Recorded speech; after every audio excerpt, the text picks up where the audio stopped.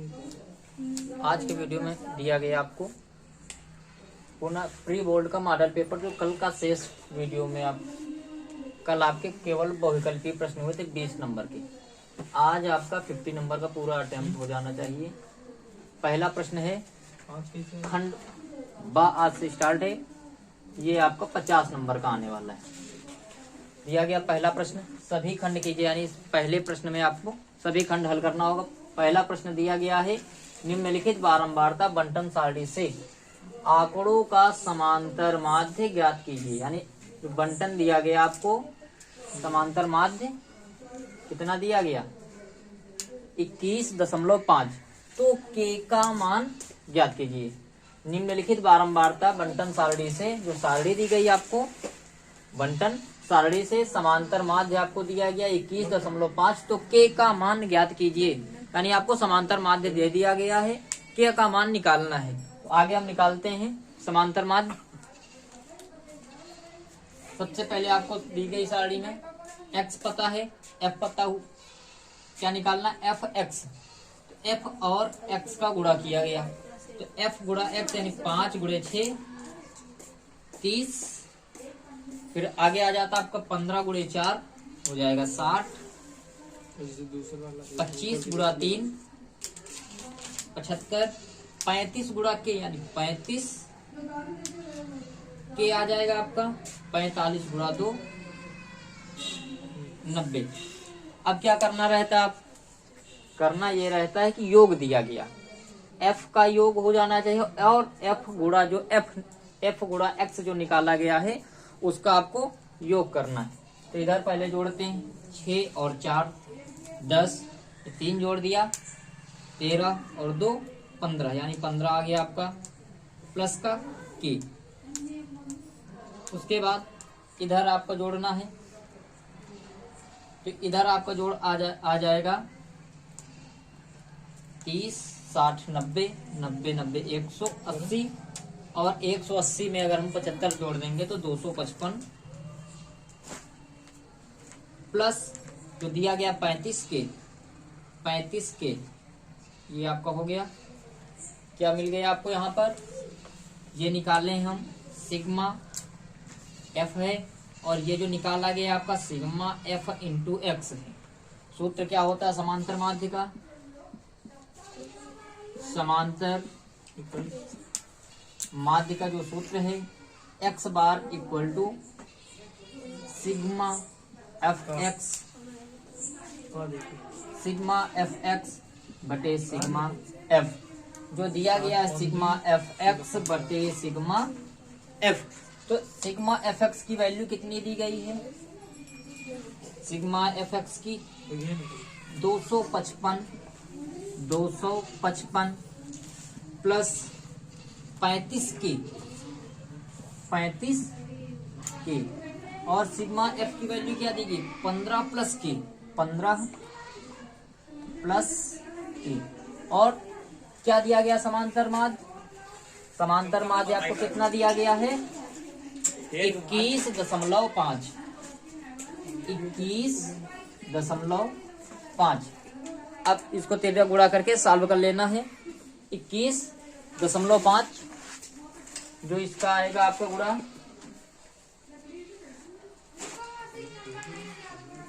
15 से 21.5 से गुणा करेंगे हम, तो आ जाएगा आपका 322.5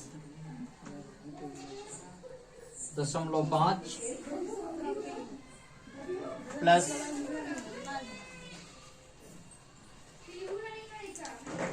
21.5 की बराबर आपको हो जाएगा 255 प्लस 35 की, यानी जो 15 और 21.5 का गुणा हुआ है आ गया 322.5। उसके बाद के का गुणा किए 21.5 से, तो 21.5 प्लस यानी 21.5 के, उसके बाद 255 और 35 के लिख दिया गया। अब आपको क्या करना, चर एक तरफ और अचर पद एक तरफ। तो 35 के नोट कर लेते हम, 35 के इधर माइनस कर लेंगे हम 21.5 के पक्षांतर कर लो तो आ जाएगा आपका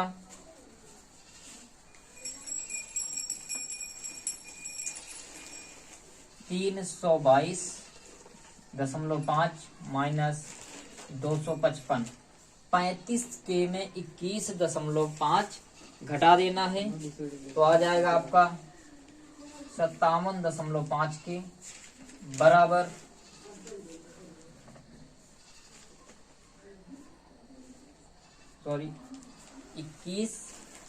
35 के में हमको घटा देना 21.5 के, तो बचेगा आपका 13.5 और इधर हो जाएगा आपका 67.5 के। तो यहाँ पर आपका हो गया 13.5 के, 35 के में हमने 21.5 के घटा दिया है तो 13.5 के, और 322.5 में 255 घटा दिया गया तो 67.5 आ गया। के बराबर हो जाएगा आपका 67.5 बटे 13.5। तो भाग करेंगे इसका तो ये आपका हो जाएगा के बराबर 5, यानी के की वैल्यू आपकी कितनी आ जाएगी 5। अगला प्रश्न देखते हैं हम। दिया गया आपको प्रश्न के किस मान के लिए, जो के दिया गया है, के किस मान के लिए समीकरण 2x² माइनस के x माइनस 1 बराबर 0 के मूल बराबर हैं। अगर मूल बराबर हैं तो इनका जो संबंध है b² माइनस 4ac बराबर 0 होता है। कंडीशन इनकी ये है b² माइनस 4ac बराबर 0। मूल बराबर होने का प्रतिबंध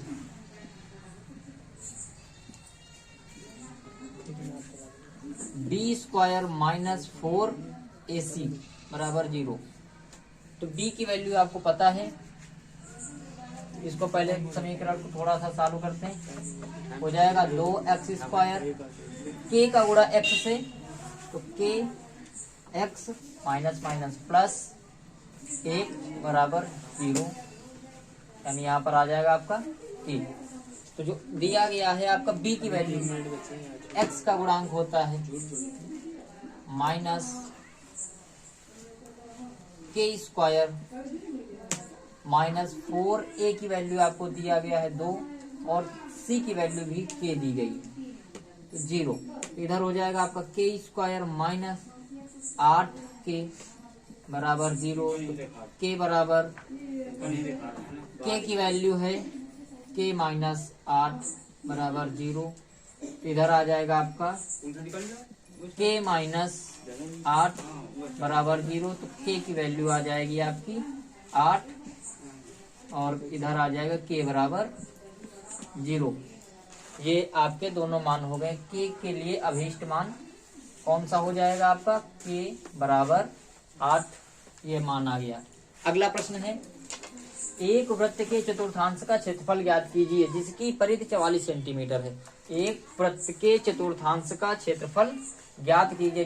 चतुर्थांश बना लेते हैं हम। एक वृत्त के चतुर्थांश का क्षेत्रफल ज्ञात कीजिए जिसकी परिधि, यानी जो इसकी परिधि दी गई है कितनी है 44 सेंटीमीटर स्क्वायर दिया गया। तो लिख लेते हैं सबसे पहले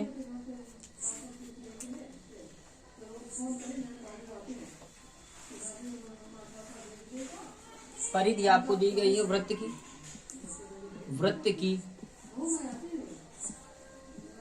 परिधि है, यानी 2 पाई r बराबर दिया गया है 44 सेंटीमीटर, यानी 44 सेंटीमीटर। तो 2 pi r equal to 44, r equal to आ जाएगा 44/2 पाई। वैल्यू निकाल लेते हैं इसकी, तो 44 यानी 44, 2 और पाई की वैल्यू होती 22/7 और आगे सॉल्व करते तो आ जाएगा 44/2 इंटू 22 यानी आपका हो जाएगा यहाँ पर 44 इंटू 7 यानी 44/44 गुणा 7, तो कट जाएगा आपका। तो आर की वैल्यू कितनी आ गई? 7 सेंटीमीटर।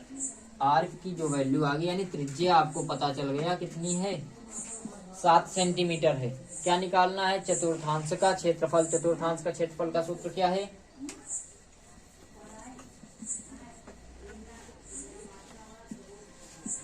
चतुर्थांश का क्षेत्रफल है 1/4 पाई आर स्क्वायर। तो 1/4 है, उसके बाद है पाई।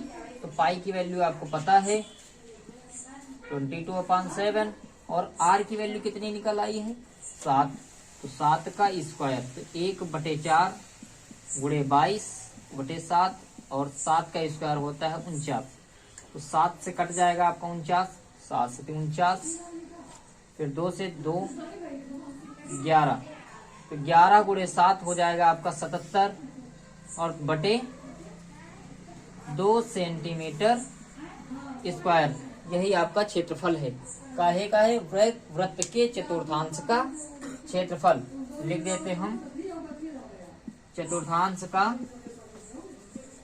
क्षेत्रफल 77/2 सेंटीमीटर स्क्वायर।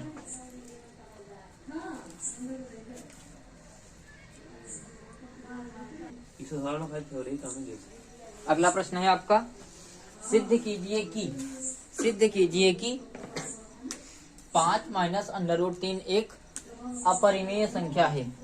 तो सिद्ध कीजिए कि 5 √3 एक अपरिमेय संख्या है। ये क्वेश्चन आपका बहुत ही इम्पोर्टेंट क्वेश्चन है, बोर्ड पेपर में हरदम आता है। दिया गया सिद्ध कीजिए कि 5 माइनस √3 एक अपरिमेय संख्या है। तो लिख लेते हैं सबसे पहले, माना x/y एक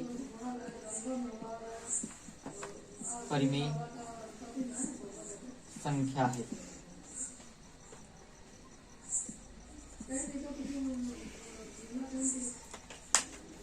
तो आ जाएगा आपका x/y, इसमें परिमेय संख्या तब y is not equal to 0, यानी y का जो वैल्यू है 0 के बराबर नहीं होनी चाहिए। दिया गया है 5 माइनस का √3, तो एक x/y जो दिया गया है एक परिमेय संख्या है, तो y जो दिया गया है हर यानी डिनोमिनेटर जो है इसका 0 के इक्वल नहीं होना चाहिए। तो x/y आपकी एक परिमेय संख्या हो गई। क्या दिया गया? 5 माइनस √3, तो 5 यानी x/y पक्षांतर कर लेंगे हम, तो आ जाएगा आपका √3 पक्षांतर कर लिया गया। 5 माइनस x/y √3 बराबर 5 माइनस x/y है। और आगे लिख सकते हैं यहाँ पर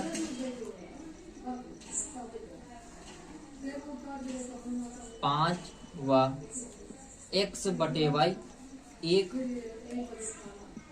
परिमेय संख्या है। कौन सी संख्या है? परिमेय संख्या, यानी 5 और x/y क्या है? एक आपकी परिमेय संख्या है। तो जो दिया गया √3 क्या है आपकी? एक अपरिमेय संख्या है, अपरिमेय संख्या है। तो एक यानी 5 बटे और 5 दिया गया और x/y एक परिमेय संख्या है। दूसरा दिया गया है √3 एक अपरिमेय संख्या है। तो यहाँ पर लिख सकते हैं हम, जबकि अपरिमेय संख्या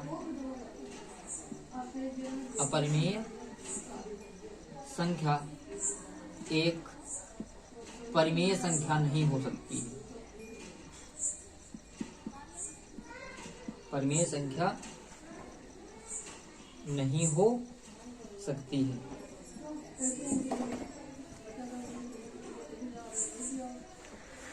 दिया गया जबकि अपरिमेय संख्या एक परिमेय संख्या नहीं हो सकती है, तब लिख सकते हैं यहाँ पर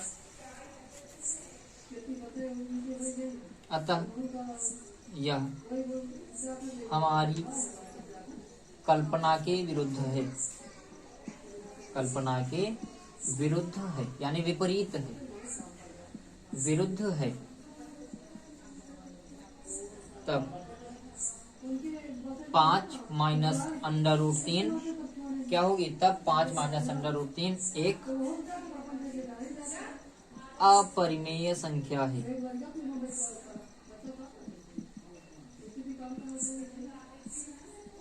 यहाँ पर आपका सिद्ध हो चुका है।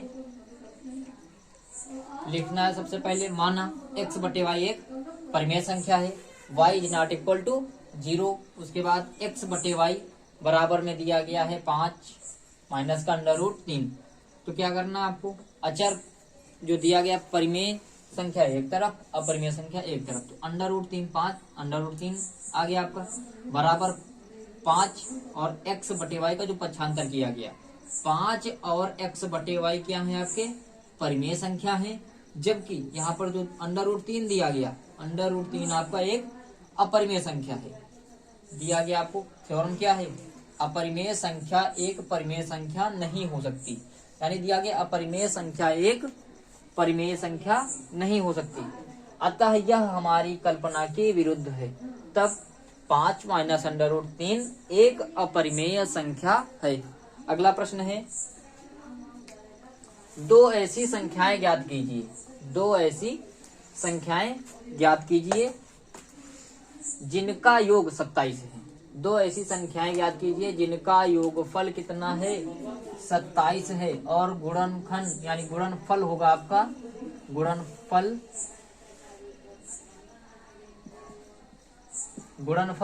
182 है, यानी जो इनका गुणनफल है 182, यानी दोनों संख्याओं का गुणा करने पर 182 आ जाता है।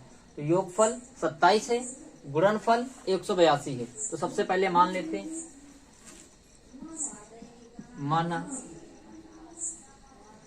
पहली संख्या, जो आपको पहली संख्या दी गई है, क्या मान लेते हैं हम? x। तो दूसरी संख्या क्या हो जाएगी आपकी? दूसरी संख्या,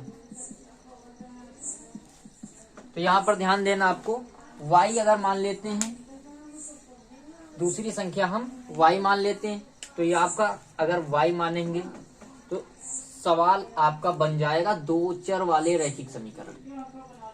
दो चर वाले रैखिक समीकरण यानी 2 वेरिएबल्स इक्वेशन का आपका क्वेश्चन बन जाएगा। तो यहाँ पर पहली संख्या x मान लेते, दूसरी y। अगर इसी जगह पर हम दूसरी संख्या को 27 माइनस x मान लेते हैं, तो ये आपका द्विघात समीकरण का बन जाएगा क्वेश्चन। एक ही क्वेश्चन दो लेसन में हो सकता है। तो पहली संख्या आपकी x है, दूसरी हमने मान लिया यहाँ पर 27 माइनस x। तो इससे बन गया आपका, अब 27 माइनस एक्स ही क्यों माना गया, इसमें ध्यान देना, दो संख्याओं का योग, यानी एक कोई संख्या है, योग दिया गया आपको, दूसरा मान लेते अगर जैसे कह दिया जाए आपको योगफल 15 है और एक पहली संख्या 7 है, तो दूसरी संख्या आप निकाल सकते हैं कि 15 माइनस 7 तो 8 आ जाता है। उसी तरह से पहली संख्या x है और योगफल में हम दूसरी संख्या को निकालने के लिए घटा दिए, तो आगे आ जाएगा आपका गुणनफल कितना है प्रश्नानुसार। प्रश्नानुसार क्या है? संख्याओं का गुणनफल, यानी जो संख्याएं दी गई हैं दोनों संख्याओं का गुणनफल कितना है? 27 माइनस एक्स, एक्स गुणा 27 माइनस एक्स बराबर है 182, यानी दोनों का गुणनफल 182 आता है। तो एक्स 27 एक्स, एक्स गुणा एक्स यानी माइनस है तो माइनस लगा देते, एक्स गुणा एक्स हो जाता है आपका एक्स स्क्वायर। इधर कितना है? 182। पक्षांतर कर लेंगे हम तो आ जाएगा आपका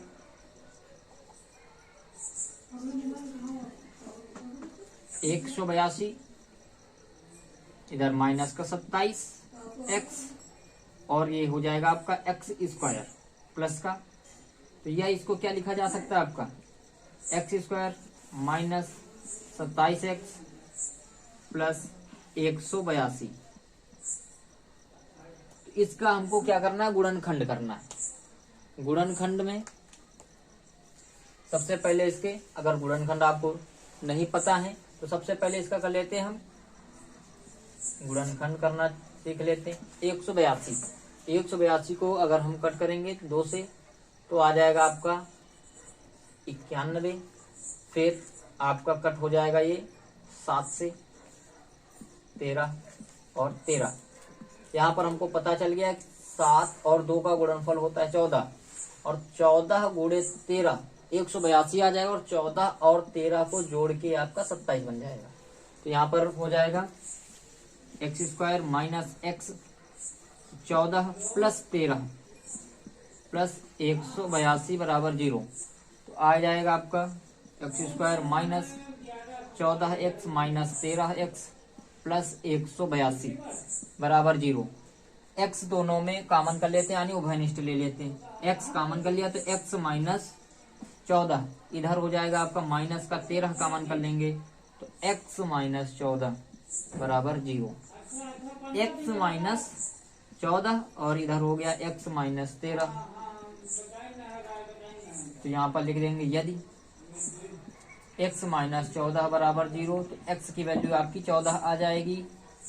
दोबारा जब यदि x माइनस 13 बराबर 0 x बराबर हो जाएगा आपका 13।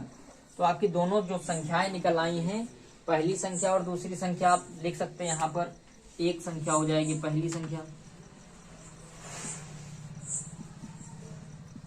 पहली संख्या है आपकी, मान लेते हैं हम 13 और दूसरी संख्या हो जाएगी दूसरी संख्या आपकी 14 है।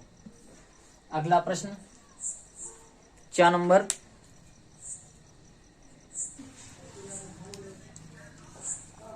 प्रश्न दिया गया आपको उस बिंदु के निर्देशांक ज्ञात कीजिए जो बिंदु -1,7 और 4,3 को मिलाने वाले रेखाखंड को 2:3 के अनुपात में विभाजित करता है। उस बिंदु के निर्देशांक ज्ञात कीजिए जो बिंदु -1,7 और 4,3 को मिलाने वाले रेखाखंड को 2:3 के अनुपात में विभाजित करता है। तो सबसे पहले आपको बिंदु के लिख लेने होंगे, दो जो बिंदु दिए गए हैं दोनों बिंदुओं को लिख लेना और अनुपात को अलग लिख लेना। उस बिंदु के निर्देशांक ज्ञात कीजिए यानी आपको निर्देशांक निकालने। जो रेखाखंड दिया गया, मान लेते हैं कोई रेखाखंड है, इसके 2 बिंदु दिए गए, एक है -1,7 दूसरा है 4,-3 को मिलाने वाले रेखाखंड को 2:3 जो इनका अनुपात है 2:3 के अनुपात में विभाजित करता है यानी काटता है। तो इसके लिए लिख देते हैं सबसे पहले x1 -1 y1 कितना हो जाएगा आपका 7। फिर उसके बाद x2 4 y2 आपको दिया गया है -3 और अनुपात जो दिया गया m1 या m अनुपात n कितना दिया गया 2:3। अनुपात हम लिख दिए m अनुपात n तो 2:3 तो m की वैल्यू हो जाएगी आपकी 2 और n की वैल्यू हो जाएगी 3। अब सूत्र क्या है इसका, विभाजन बिंदु के निर्देशांक यानी उस बिंदु के निर्देशांक। तो इसको कहते हैं विभाजन बिंदु के निर्देशांक का जो सूत्र है लिख लेते हैं। विभाजन बिंदु के निर्देशांक, इसके निर्देशांक हैं क्या है m या लिख देते हैं m x2 plus n x1 अपान m प्लस n। इधर हो जाएगा आपका m y2 plus n y1 अपान m प्लस n। जो दिया गया विभाजन बिंदु के निर्देशांक, इसमें होते हैं आपके दो, एक होता है अंतः विभाजन, एक होता है बाह्यता। जो बाह्यता विभाजन है, अंतः और बाह्यता। अंतः विभाजन में आपका प्लस होता है और बाह्यता विभाजन में चिन्ह जो है माइनस का होता है। विभाजन बिंदु के निर्देशांक यहाँ पर हम आपका लगाया गया अंतः विभाजन का सूत्र, और अगर यही कह देता आपको उस बिंदु के निर्देशांक ज्ञात कीजिए जो बिंदु -1, 7 और 4, 3 को मिलाने वाले रेखाखंड को बाह्यता विभाजित करता है। जब बाह्यता विभाजित करता है तब आप यहाँ पर माइनस कर देंगे। अगर कह दिया जाए आपसे अंतः विभाजित करता है तो प्लस रहेगा। अगर कभी भी बताता नहीं है प्रश्न में कि कौन से अनुपात में विभाजित करता है तो हरदम आप प्लस का ही लगाएंगे। तो इसके लिए आपको m जो दिया गया है सूत्र आपका, m की वैल्यू क्या है 2, x2 आपको दिया गया है 4,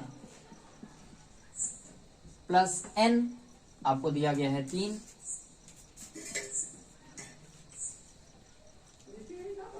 x1 क्या दिया गया -1 बटे फिर है 2 + 3, फिर है y2, m की वैल्यू क्या दी गई 2, y2 -3 दिया गया है, प्लस n यानी 3 दिया गया है, और y1 7 है, y1 7 है। तो m + n कितना होगा आपका 2 + 3, ये हो गया। अब गुणा करते हैं, 2 × 4 यानी 8 हुआ, 3 × -1 तो 3 बटे में आ जाएगा आपका 3 और 2 मिलके 5, फिर माइनस इधर हो जाएगा माइनस का 6, और इधर हुआ 3 × 7 तो 21 बटे यानी 21/5, तो 5 यानी 8 - 3 5/5, और इधर हो जाएगा यानी प्लस, तो यहाँ पर क्या बचेगा 21 में 6 घटा दिया गया तो 15/5, 5 × 5 और 5 × 15 यानी 3 से कट कर दिया गया तो 1, 3 जो विभाजन बिंदु के निर्देशांक हैं कितने आ गए आपके, विभाजन